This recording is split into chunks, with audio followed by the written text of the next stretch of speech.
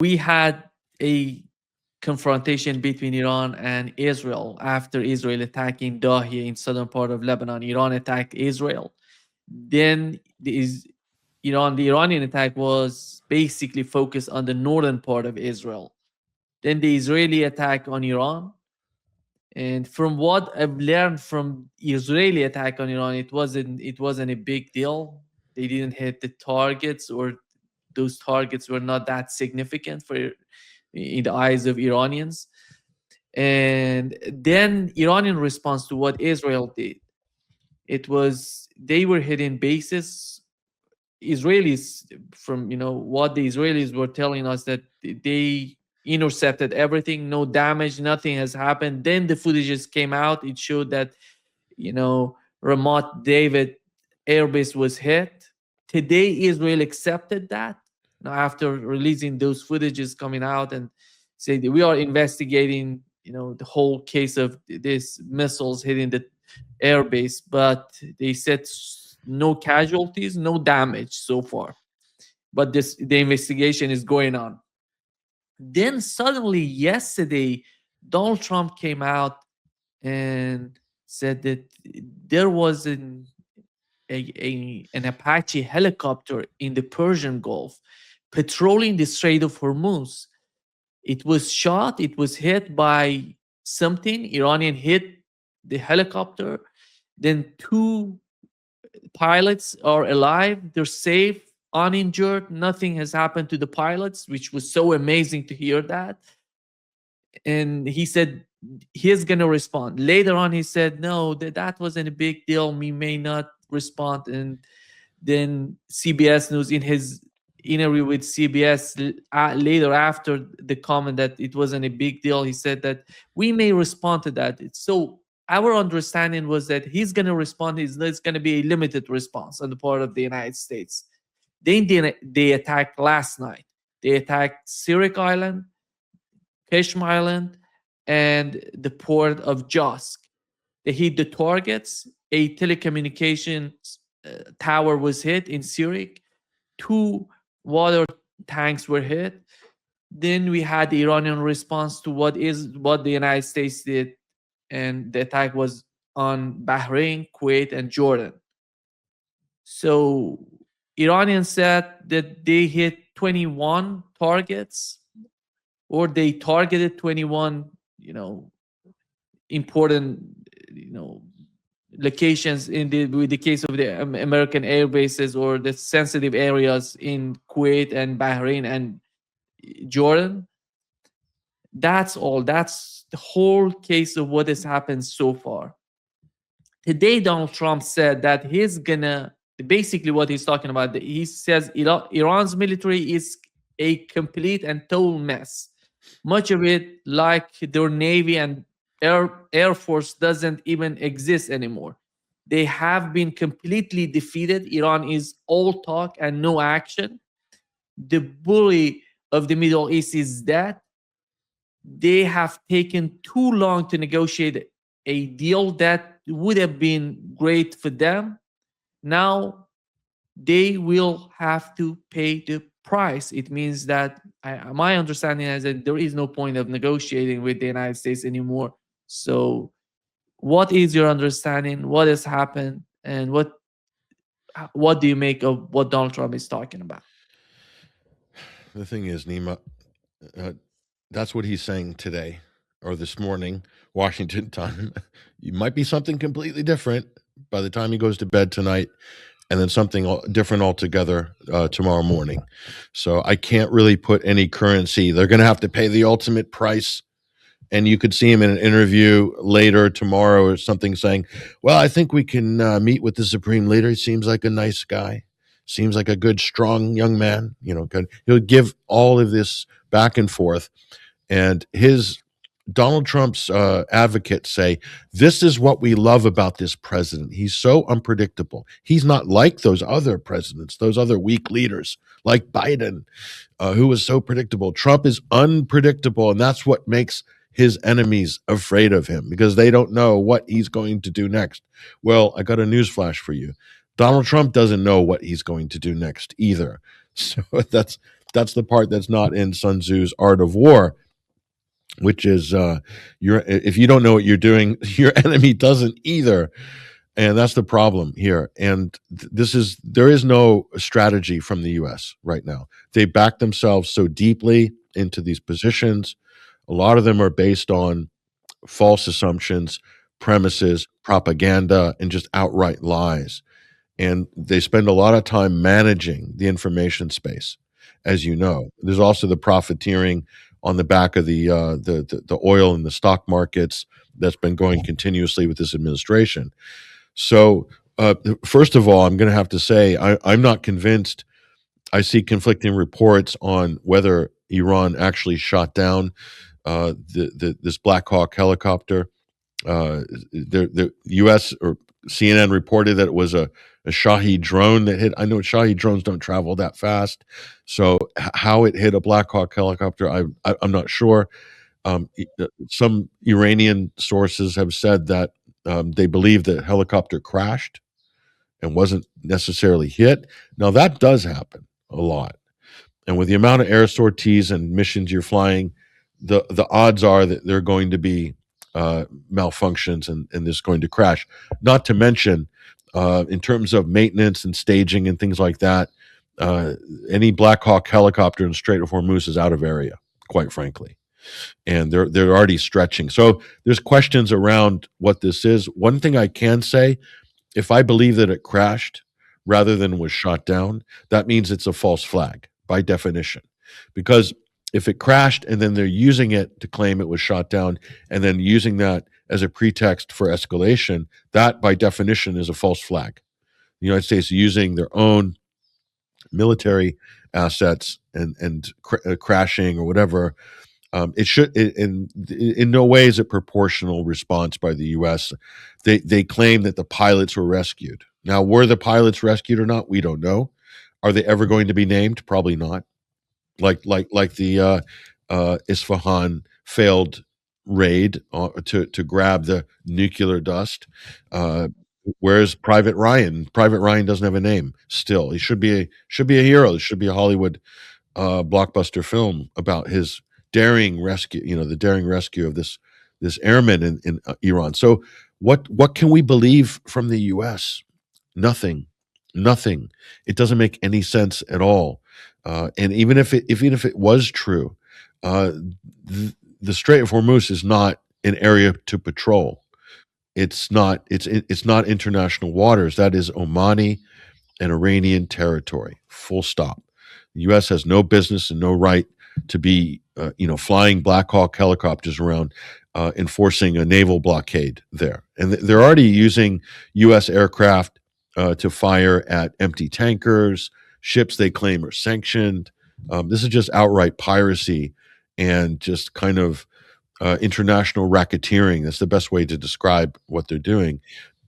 So they're caught in this situation that they absolutely can't back out of, and there's only going to be more and more triggers for escalation. So you could just have this long running, relatively low intensity conflict to save face, to be involved, not to get things too escalating with Iran, but just enough to justify a U.S. presence and give time for the rearmament of Israel and the U.S. of what positions they do have left in the region. So that's one way of looking at it. The other way is, if there is a massive escalation, which, like, if you took Trump's word of what the threat he issued just recently, that Iran's going to pay the price. Well, how long can the U.S. sustain a major barrage at Iran? 2 weeks max. 2 weeks max. And what's the retaliation going to be from Iran? It's going to be massive. It's going to be massive. And if, for instance, I'll give you an example, Nima. Reports suggest that Israeli F-35s received air-to-air refueling support over Saudi Arabian airspace. If that's true, and it looks to me like it is, then Saudi bases then become fair game. But guess what else becomes fair game?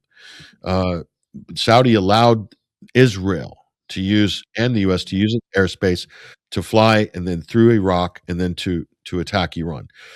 That means Ben Gurion Airport, which is used to house all of the US uh, air-to-air refueling tankers, 60 plus aircraft of that type, I'm led to believe, based on the photographs and what people have reported.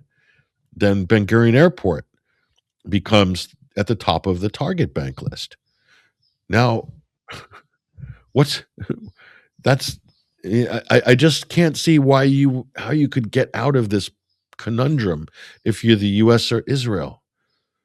Because Israelis who are desperate to flee during time of war, if that airport is wiped out or rendered inoperable, it's already de facto hundreds of flights have been canceled because there's no room on the tarmac for any more passenger airlines because they're full of US military aircraft. Imagine if Ben Gurion Airport comes under Iranian missile strikes, a sustained Yemeni and Iranian missile strikes, and Hezbollah drone attacks. Then what? What are the people of Israel going to do? They're going to beg the world to send boats to Haifa, and they're going to like evacuate them to Cyprus and Albania, so they could stay on. Maybe build some settlements on Kushner's Island. But that's not going to happen. So I just don't think I can't see this as sustainable. None of this is sustainable. Um, so yeah, it's hard. It's hard. I know people want to hear an answer of, what do you think Trump's going to do? But he just flip flops constantly. So it's impossible to say what his position is at any given moment. I'm just looking at the math on what each side has in position, what munitions and military assets it can expend.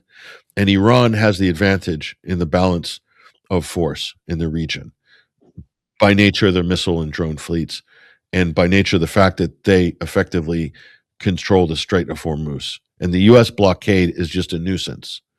And it's not impervious either as a blockade. Ships are getting through. It can continue to, fire at commercial ships using the U.S. military to destroy unarmed ships. It's for the U.S. That's kind of embarrassing. But is that the best use of the world's most powerful military in the history of Earth, which the U.S. is constantly touting every 5 minutes, and all you can do is blow up empty boats? Because that seems like the majority of the activity of the U.S. military. That's kind of ridiculous embarrassment at the moment. And again, that's not sustainable either. So they can only run this blockade, this sort of sham of a blockade, for not much longer, actually. Not much longer.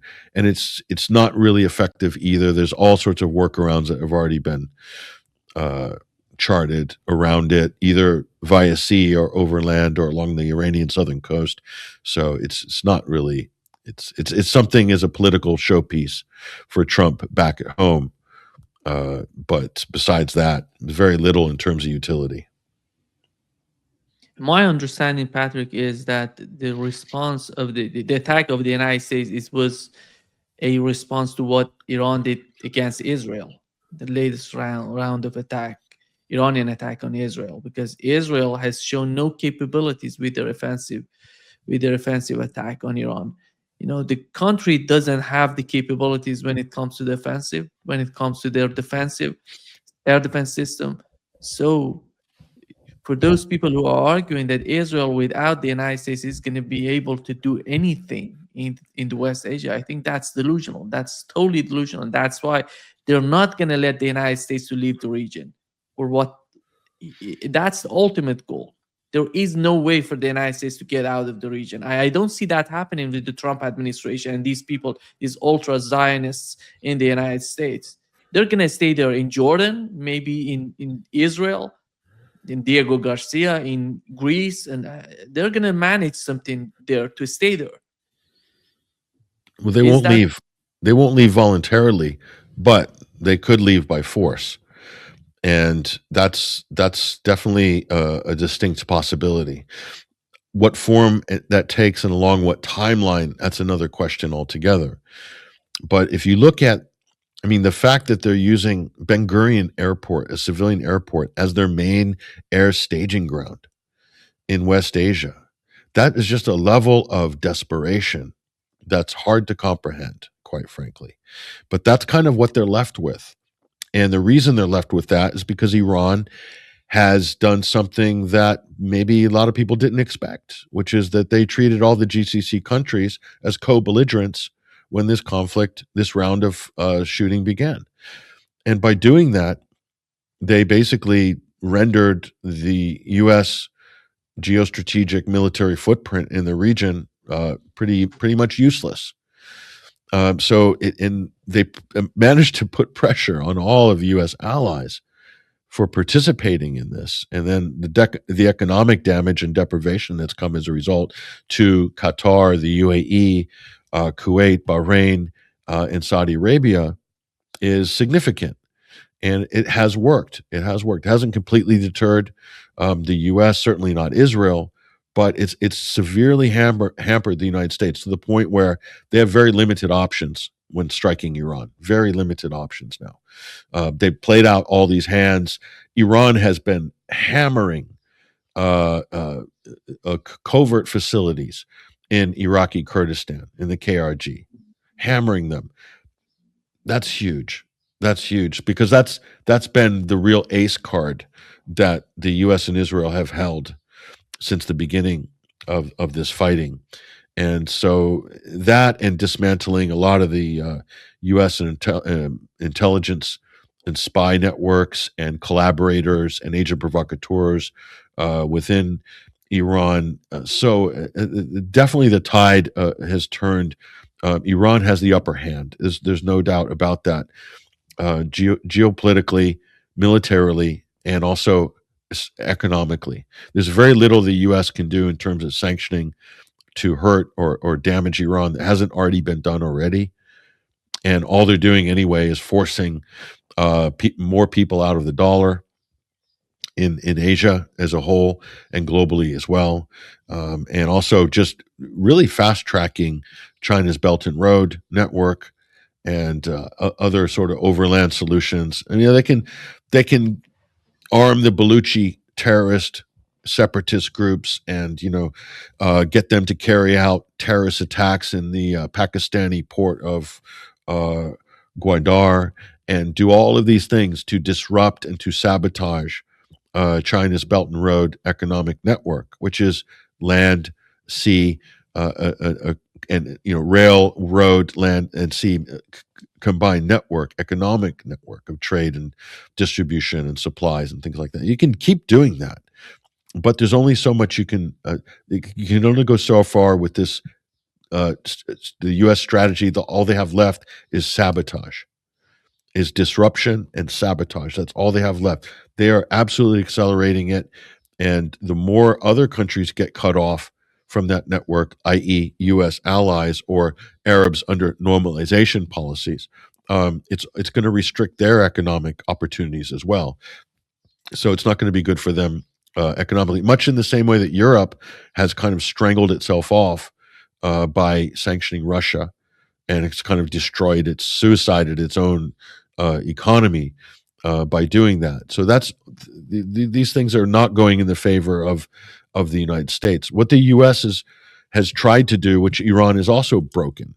The U.S. has tried so hard, as Israel has, to compartmentalize this conflict in Gaza, into Lebanon, and with Iran, and saying that, oh well, this is between the U.S. and Iran. No, it's not. It's the U.S., Israel, and Iran.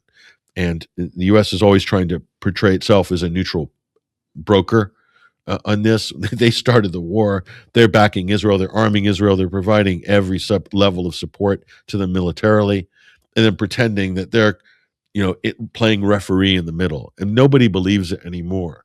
But they have to do that because Israel relies on that compartmentalization. While the U.S. is fighting Iran, they're going and destroying and massacring people in South Lebanon and massacring Palestinians in Gaza. And they need the world to see these as separate conflicts. This is a really important part of the Israeli deception. of how they deceive the world in their sort of disingenuous framing. And what Iran is saying is no, the source of all hostility, all death, all destruction in the region is Israel. It's the Zionist entity. And we have proof because as soon as Iran fired missiles the last few days at Israel, what did Israel go do? The first thing they did was shut off aid to the people in Gaza. First thing they did. So Israel's saying we're going to punish the Palestinians for what the Iranians have done and by having the nerve to fire missiles at us. We're going to punish those Palestinians, and we're going to use the Palestinians as leverage against the Iranians. That's exactly what Israel is doing. And then, so there's evidence there. So Iran doesn't have to make a case. Israel has demonstrated that it's using the people of Lebanon and the people of Gaza as leverage against Iran. And so by extension, the US, by allowing the compartmentalization, is also allowing Israel to do that. So Iran's drawn their red line, saying you bomb Beirut, we're going to, there's no ceasefire. We're going to hit targets in Israel and hit them hard, and we're going to hit U.S. bases, and they did. So Iran's drawing the red lines now, and the U.S. and Israel have to react or not react, whatever the case may be. But so now Iran is setting the pace. That's what changed this week. Iran is now leading the pace of action reaction. That's a big difference from where it was before. They achieved this by being patient during this lull in hostilities and then coming out with a very clear strategic doctrine and policy and drawing red lines. And I will argue this, Nima, in international relations, it's my belief through the literature, through my studies, and through what many other great scholars have intimated, which is that in the international system, the system bends in favor of normative powers over time. Rogue states, the system does not bend in favor of. Rogue states can create problems temporarily, but in the long run, they're going to be overtaken by other normative powers who are bandwagoning together, and stability will be achieved through those normative forces. Iran is acting like a normative power, more and more. Only a normative power can draw a moral red line. Weaker states can't do that. They can't enforce it either. Iran has drawn it and is enforcing it. That is, you could argue that's what superpowers are able to do, but at the very least, a mid-tier regional power and a normative actor in the international system. So other normative actors, China, Russia, European countries have to recognize this course of actions and reactions because they themselves abide by the same rules in the international system, or they have to. The U.S. doesn't have to abide by international law, norms, or anything like that. It can take it and leave it as it suits it because it's established itself as a global hegemon. And Israel's allied and tethered to the U.S., so it also does not have to abide by any human rights conventions, any international law, any norms whatsoever, and they don't, and they've proven they don't. But that's the irony of the international system is while the top power doesn't need to play by the rules, the rest of the system must come together and have to, even if they don't believe in the international law, don't believe the U.S. will ever abide by it, or their ally Israel, or Britain, for instance, when they're allied with the U.S. doing these very same activities, the rest of the world must. Because if they don't, there'll be total chaos in the international system, and more countries will lose as a result of that should hostilities careen out of control. So Iran's now stepped into that position. And let me tell you, many people could not have predicted that 3 months ago. And it's happening. It's incredible how it's happened, and it's been very subtle. But as long as they stick, and what I'll say, Nima, last thing on this, If Iran sticks to its principles and does not budge, and includes Lebanon in any ceasefire packages, and does not budge, do not give any ground whatsoever, the longer they maintain this position, the other normative powers in the international system will see that. That's more bankable. It's more predictable. You can invest in that, right? They're eventually going to blame Israel as the source of the instability, and probably by the United States as well, ultimately, which many already are. But it will become very clear. So then that opens the door for other countries to then take action, either through sanctioning, diplomatic pressure. And all Iran has to do is maintain its position, its policy, don't budge, maintain their red line, enforce their red line. And all of a sudden, all the things is, if Iran is immovable on these conditions, then other countries will have to conform to that. And you look at what's happening already. Look at the fighting between Israel and the U.S. politically. There are some serious shouting matches and insults going back and forth in the U.S., the Zionist camp against Trump, the U.S. against Israel, Israel against the U.S. That's all because of Iran.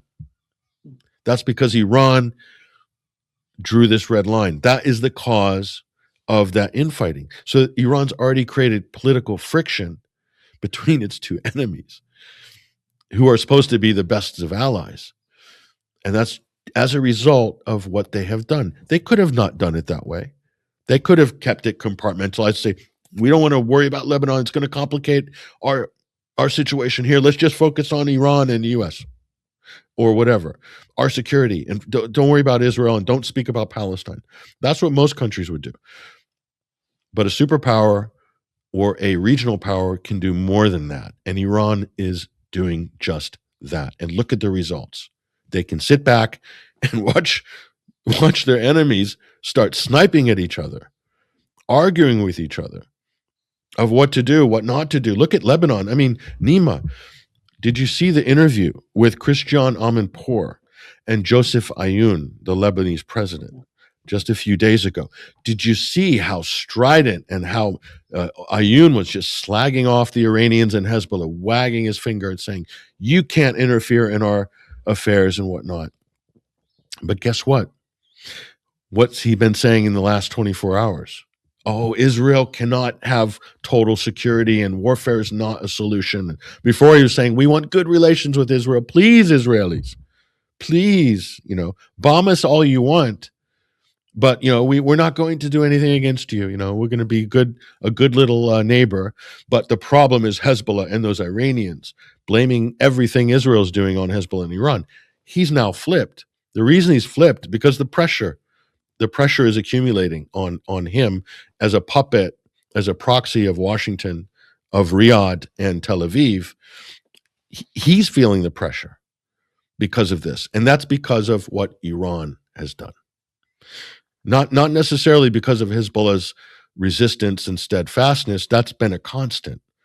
But because Iran stepped up as a regional power and dropped the line and enforced it. That is, look, it's just amazing. I'm watching all the shifts in position after this week. To me, it's incredible.